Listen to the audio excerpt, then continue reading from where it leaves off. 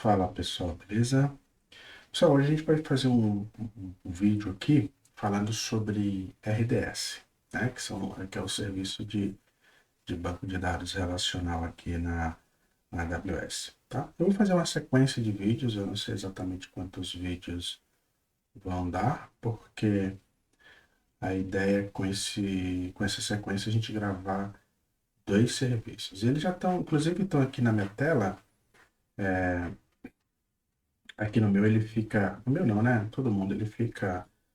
Quais são os serviços que você acessou mais recentemente? Então, nessa sequência de vídeo, nós vamos falar de RDS e de DMS, tá bom?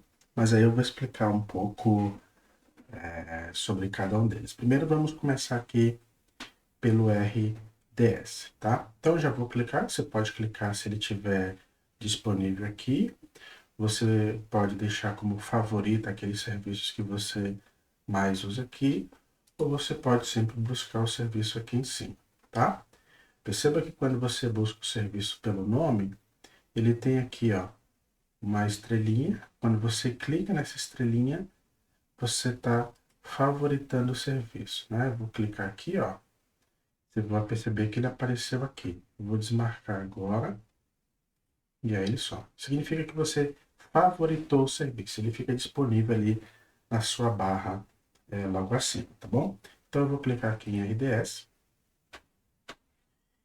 E aí ele traz a primeira tela do RDS, o primeiro painel, né? Eu posso clicar aqui, ó, instâncias de banco de dados, posso clicar aqui, tem algumas opções diferentes para você usar, tá? Eu vou clicar aqui. Tá? O que é o RDS? É um serviço que faz a gestão de banco de dados relacional, tá? E aqui embaixo ele tem algumas opções de banco de dados que ele trabalha. Então nós temos o Aurora, ele trabalha aqui com a engine de Postgres ou com MySQL, tá? Você pode usar um dos dois. Além disso, ele tem MySQL, MariaDB, Postgres, Oracle, Microsoft SQL Server e IBM, tá? Então, são as opções disponíveis aqui que ele oferece para você trabalhar. Então, é só você marcar aqui qual que você quer, tá bom? Aqui, eu vou usar o Postgres, tá bom? Percebe que toda vez que você clica aqui, ele aparece as informações sobre o banco que você selecionou aqui do lado, tá bom? Eu vou deixar Postgres, tá? Ele pergunta se você quer usar a versão compatível com o Multi-AZ. Ele traz aqui a última versão que ele está trabalhando do Post. Tem outras versões aqui. De repente você está querendo migrar um banco de dados que você já tem numa versão específica. Você procura outras versões aqui, tá? Eu vou deixar a última, não estou migrando. E aqui tem alguns modelos. Tem produção, dev teste e nível gratuito, tá? E aqui, ó, perceba um detalhe. Eu vou usar nível gratuito. E só dê uma observada aqui embaixo, ó. Ele tem algumas opções de implantação. Cluster de banco de dados multi-AZ, cluster de banco de dados multi-AZ e instância de banco de dados única. Então, qual que é a diferença, né? Quando você cria um banco de dados multi-AZ, ele tem a instância principal e ele cria instâncias de redundância. Nesse modelo que ele fala que é novo, a redundância ele fica aberta para leitura. Então, se você tem aplicações que usam aquele banco só para fazer leitura, essa opção aqui é interessante, porque você começa a levar o banco principal, a instância principal, né, para o processo de escrita, e você pega a instância de redundância, ou as instâncias de redundância, somente para leitura. Então, você distribui a carga. Isso é muito interessante. Na outra opção, a instância de redundância ela não fica aberta para leitura. E instância única, você não tem instâncias de redundância. Aí tem um ponto interessante. Eu vou usar aqui a versão gratuita. Perceba que quando eu uso a versão gratuita, eu não tenho a opção de multi-AZ. Por quê? Porque é gratuito. Então, o multi-AZ ele tem um custo um pouquinho mais elevado, porque você está usando mais infraestrutura. Então, a AWS, quando ela oferece a opção gratuita, ela automaticamente não disponibiliza o multi-AZ, porque ela estaria tendo mais custo. Outro ponto interessante aqui, ó, deixa eu voltar aqui, quando eu marco o nível gratuito, ele traz algumas informações aqui para mim. Deixa eu ver se ele... Eu vou clicar aqui, ó, que ele vai trazer. Então ele fala que é o nível gratuito aqui, você pode usar por 12 meses. A cada mês o nível gratuito permite o uso dos recursos da RDS com a descrição abaixo. Então, você pode usar um banco de dados por 750 horas no mês. Isso é interessante, ou seja, você pode usar um banco o mês inteiro, cara. A máquina tem que ser uma T2 micro, né? Não pode ser... Porque aqui esse é o ponto interessante. Quando você trabalha com RDS, você tem que escolher o tipo de máquina que ele vai usar no background. Então, quando você usa a versão gratuita, a máquina tem que ser uma T2 micro. Ah, mas eu queria uma máquina mais robusta. Se você quiser uma máquina com mais capacidade, que não seja T2 micro, você deixa de estar dentro do nível gratuito. Você vai ter que pagar, tá? Você pode usar no máximo 20 GB, aliás, mas eu quero usar mais do que 20 GB. Se você usar mais do que 20 GB, você passa a pagar também. Então, para usar no nível gratuito, você tem que respeitar aqui os critérios que a AWS disponibiliza. Bom, então só informação extra aqui. E aqui eu vou criar o nome da instância. Eu já deixei os nomes aqui tudo gravado, né, para que a gente perdesse menos tempo aqui na criação. Então eu vou colocar aqui o nome da minha instância. Aqui outra coisa que ele diz que o nome deve ser exclusivo entre todas as instâncias de banco de dados de propriedade na conta da AWS. Então, você não pode ter instâncias com o mesmo nome. Então, tem que ser o nome aqui único, tá? Ele oferece um usuário principal, que seria aquele usuário administrador do banco de dados. Você pode trocar esse nome, ele traz o nome de sugestão. Eu mantive o nome que ele sugeriu, não quis trocar. Você pode já criar sua chave do Secret Manager, que é um gerenciador de credenciais da AWS. Por enquanto eu não vou usar. Você pode criar uma chave, gerar uma senha automática, mas eu não vou fazer isso não. Vou deixar o nome e vou colocar minha senha aqui. Eu também já deixei minha senha aqui gravada. Deixa eu pegar aqui na outra tela. Eu vou colocar aqui minha senha. Eu deixo anotada a senha, porque daqui a pouco eu já esqueço. Bom? Então, aqui está a parte de máquinas, tá vendo?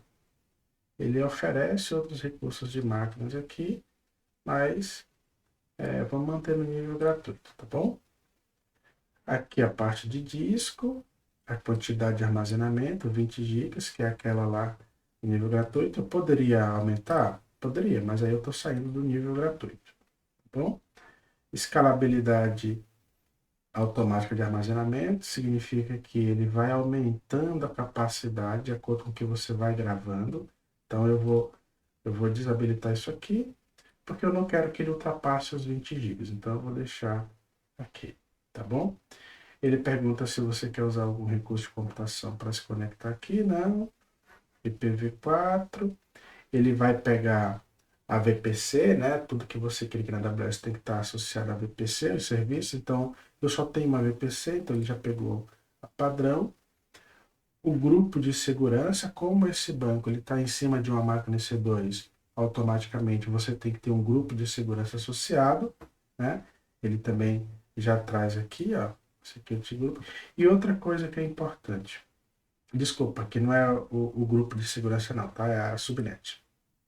Ele traz subnet associado. Outra coisa, se você quer tornar esse banco de dados público, o que é isso? Se você tornar ele público, significa que ele vai receber um IP público e você vai poder acessar de fora da AWS. Ou seja, você não precisa estar na console da AWS para ter acesso a esse banco. Então, eu vou clicar sim, porque eu vou querer conectar ele com uma ferramenta que eu tenho. Então, eu vou deixar ele público. Agora sim, o Security Group, ele pergunta se eu quero usar um Security Group existente ou se eu quero criar um novo. No geral, quando a gente trabalha com banco de dados, a gente cria grupos de segurança específicos, né? Então, eu vou fazer o seguinte, eu tenho alguns grupos de segurança aqui já pronto que eu vou usando. Eu vou procurar ele aqui, né? Deixa eu ver onde ele está. Esse aqui que eu vou usar. E vou desabilitar o default. Pronto, está aqui meu grupo de segurança. Pergunta se eu quero escolher a minha zona de disponibilidade. Tem algumas aqui, eu não tenho preferência nesse momento. Não vou criar RDS Proxy. É isso aqui. Ah, e aqui tem uma informação adicional. Nessa configuração adicional, ele mostra qual é a porta, né? Como eu estou usando Postgres, ele traz a porta padrão. Você pode trocar essa porta se você quiser. Vou deixar default. Qual é a forma de autenticação? Lembra que eu coloquei a senha aqui, né? Então eu vou deixar que eu vou me autenticar via senha, tá? Você pode usar IAM, você pode fazer integração com Kerberos. Vou deixar como está. Eu vou desabilitar essa parte de monitoramento, você pode deixar, tá? Mas eu vou desabilitar. Ele dá uma estimativa de custo, no nosso caso eu não vou pagar, porque eu estou usando ela com os recursos gratuitos. E aqui, nessa configuração adicional, eu já vou criar um banco de dados, tá? Eu vou colocar aqui A16. Eu posso criar um banco de dados depois, não tem problema. Mas eu quero que ele já nasça com o banco de dados, tá bom? Então ele traz aqui, o grupo de parâmetros ele trouxe da versão atual que eu estou usando. Então tá tudo ok. Ah, vou desabilitar a parte backup aqui também.